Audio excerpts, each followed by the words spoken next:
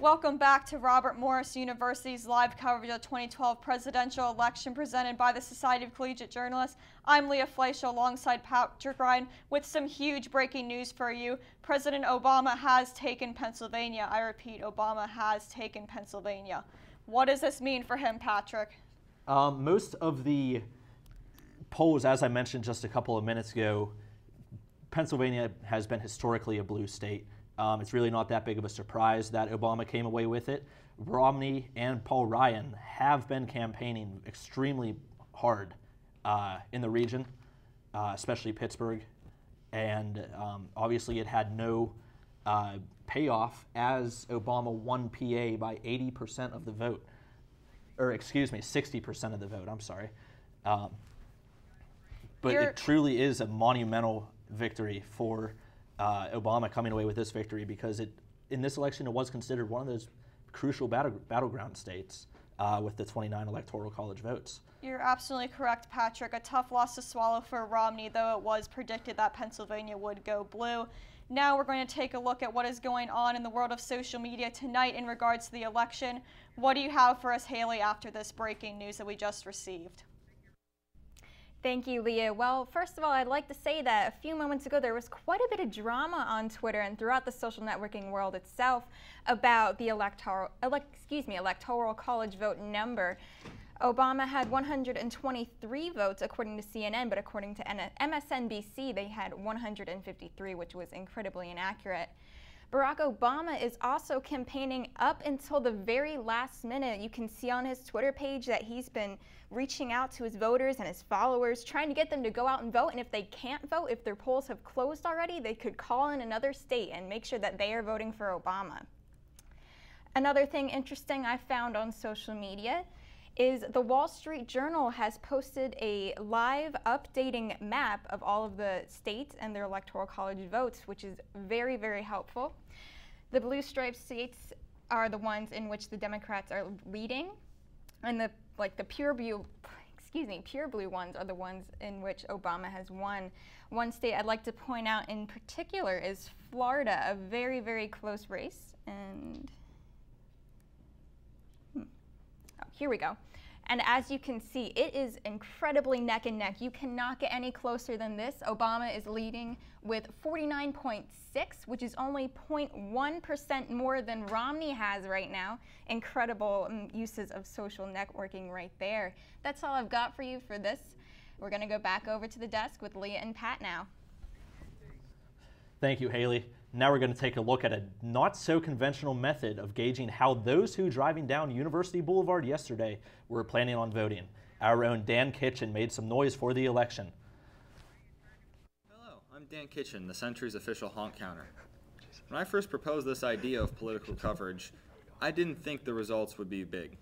I figured that most people would assume I was holding a general sign promoting some kind of car wash or restaurant, and they would drive by without thinking. I was wrong. By the end of my 2-hour period holding that sign out on University Boulevard, I had 133 results. Some cars were even so inspired by this idea, they pulled off into random restaurant parking lots, turned around, and drove back again, giving me a thumbs up and honking their approval for whichever candidate they chose. Characteristics of the Romney voters can be seen as they laid on their horns one time the entire way they were in my eyesight and far beyond after. Whereas the Barack Obama voters decided that instead of honking simply twice for him, they had to honk 6 or 7 times. By the end of the almost 2 hours of this informal survey, we had 133 drivers cast their votes. The winner, by a slim 7-vote margin, was Mitt Romney. Romney won 70-63 over incumbent President Barack Obama, largely in thanks to his right-wing drivers, as I like to call them. The right side of the road seemed to vote for Mitt Romney a lot more often than Barack Obama, whereas the left side of the road seemed to vote for Obama a lot more than Mitt Romney. Well, this has been Dan Kitchen, the Century's official honk counter. Happy to bring you this little bit of comic relief to the political coverage night. Thank you, Dan, for both the comic relief and a twist on how people can voice their opinions about this election. And I do sincerely hope that paper tasted good. That was absolutely hysterical. I love that package. What a great job done by our own Dan Kitchen, always thinking of different ways to reach the voters. Now we will go to a report from Paul Wintruba, again done just hours ago in Moon Township. Let's see what Paul has for us now. And Leah, what do you expect from Paul in this upcoming live report, again from Moon Township, the second one of his? I expect that we actually already heard from Paul earlier this evening, and that is all he has to report on in Moon Township. So Pat, I believe, has some breaking news that he's going to give to us in just a second. Patrick?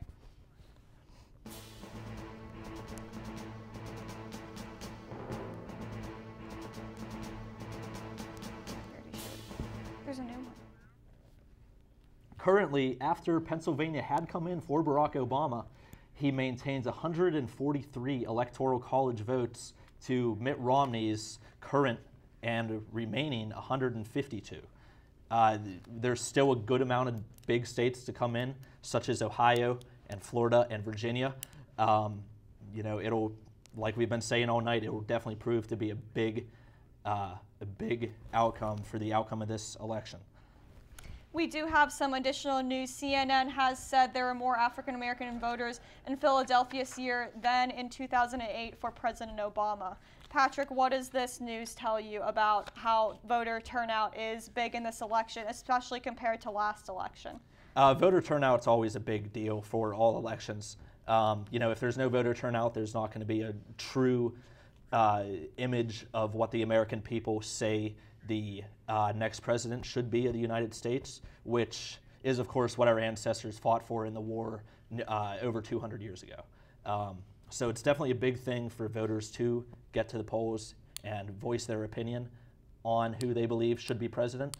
You know, and like I said, if we don't, then it's somewhat of a tragedy, in my opinion. I absolutely have to agree with you there, Patrick. Voting is so important. Whether you're voting in your hometown or by absentee ballot, you just have to get out there and vote. We're having results coming in, continuing this evening, and it just shows how close this election is and how important these votes are. Coming up after this break, we are going to be giving a recap as to where the election stands. Before we head into the 10 o'clock hour, you're watching Robert Morris University's live coverage of the 2012 presidential election presented by the Society of Collegiate Journalists. We'll be right back. Don't go anywhere.